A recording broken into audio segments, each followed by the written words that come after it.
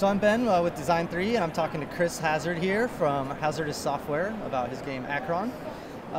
Chris, how did you first get started playing video games, and what were some of your favorite games of all time? Well, I got started playing games a long time ago. I think Super Mario Brothers was my first one. Grew up with Nintendo Power, had all that kind of stuff.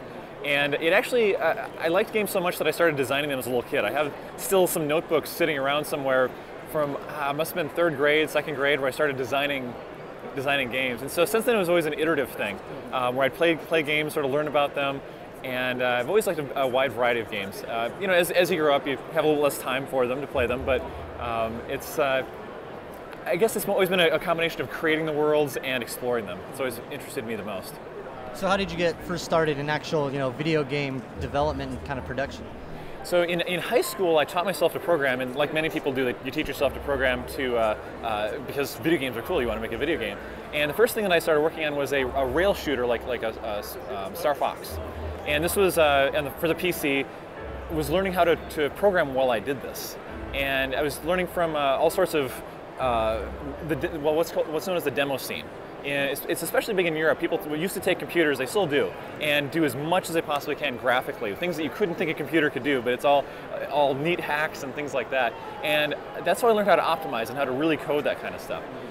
But at the time I was working in a very low-level language, I was working in assembly, and it was more just to learn that sort of stuff. So then in college I started learning OpenGL, started developing a game engine of my own, started a game project. That one actually didn't go very far, mostly because I couldn't get the other people motivated into doing it with me. And then Achron, the idea for that hit me around 1999, and that's when I actually began working on it as a hobby. And all throughout this time, I worked at Motorola as a CDMA architect for CDMA systems. I worked at a warehouse robotics company called Kiva Systems. I finished my PhD in computer science. So I was doing all these other things to sort of build up my knowledge around it, because building games, it helps if you have all these different hobbies, different sources of knowledge. And about last couple of years is when I started transitioning from my other background into game development full time. It's always, like I said, it's always been a hobby, but now this is my profession. Oh, that's awesome. So can you tell us about the current game project you're working on? Sure. Achron is a real-time strategy game where all players can travel through time. You can build up an army, send them back in time, and defeat your opponent before they built their base. And they can do the same thing back to you. And we have all sorts of psychological limiters in there, so if you go back in time and change something in the past, it costs you more the further back you go. So it's all about how far back in time do I go, how do I manage time, what is my opponent trying to do, are they setting up ruses to take my attention away?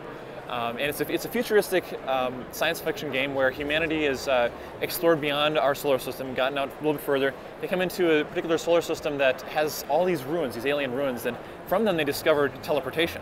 They start expanding out further, the civilization starts changing a little bit, and all of a sudden they're attacked by an alien species. They just obliterated a colony. They hop to a couple more and obliterate them, and finally you're faced at the beginning of the game in this one solar system where the gate has been destroyed and you're stuck there. And it's figuring out the mysteries of what's going on, and you don't know that time travel really exists at the beginning of the game, but it's all about the discovery of that and how all that plays out. Okay, so as you mentioned before, Achron, is a real-time strategy game that features a time control aspect. Can you kind of talk a little bit about adding this concept of time to the game and why you chose to do it? Sure. I've always been interested in time. I think it was, I remember as a kid I was having a little bit of difficulty telling time, so maybe that's why I became a little bit more obsessed with it.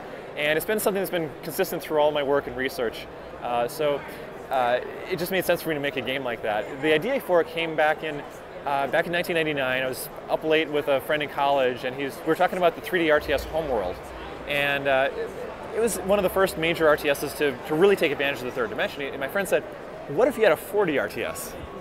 And I thought, that might be kind of interesting. Thought of a few game design mechanisms off of that. And I thought, well, what if you had time manipulation instead as the fourth dimension? And I became pretty obsessed with the idea and started building it. And I realized that it was such a different way of playing the game, and that I just had to make it. This was the other project that I was working on at the time. It was going okay, but wasn't going nearly where I wanted to. And this was something that I thought really had legs and really could go somewhere. So that's why I started working on that dedicatedly. So it was more something that I wanted to play.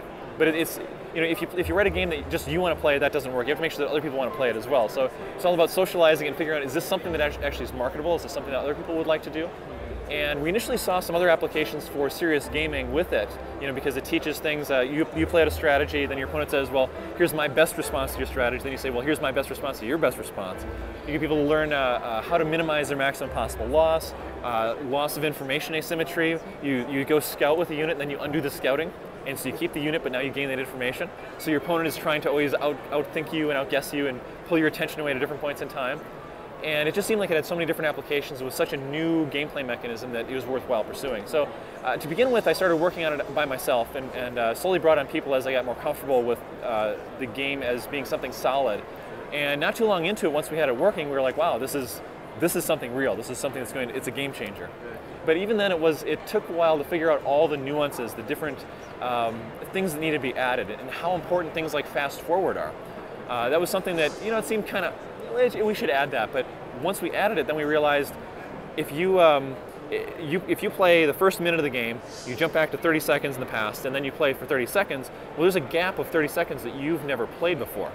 And so now you've lost that, so there's an opportunity cost of time travel. But now if you can play it at twice speed, now you can comb over that time and play it over a couple times and see what all happened, and so now it's more economical to your player time to do the time travel. So it's things like that that reinforced and solidified the gameplay mechanisms. So what advice would you give to people who want to get started making their own video games? So it goes along with what I recommended of what we do when we start a new game, is come up with something that's unique, something that you want to play that's not like, it's not a clone of something else. Doing a clone game is great because it can teach you a lot of things, you can learn about how things work under the hood, but if you really want to make something that will be eye-catching and get you your name out there, is come up with something new and cool. Even if it's not the world's most polished game, if it's something like, wow, you did that. I think that's the most important thing that you can do. Regardless of if you're a programmer, visual artist, musician, whatever component that you make of a game, whatever your specialty is, work with a few other people who do the things that you don't do well, and come up with a project that really showcases what you can do well. And brings me to my last question. If you had to describe game design and development with just one word, what would that one word be?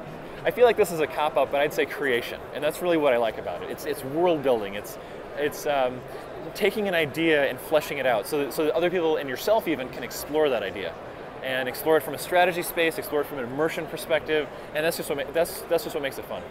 All right, thanks a lot, Chris. Thank you.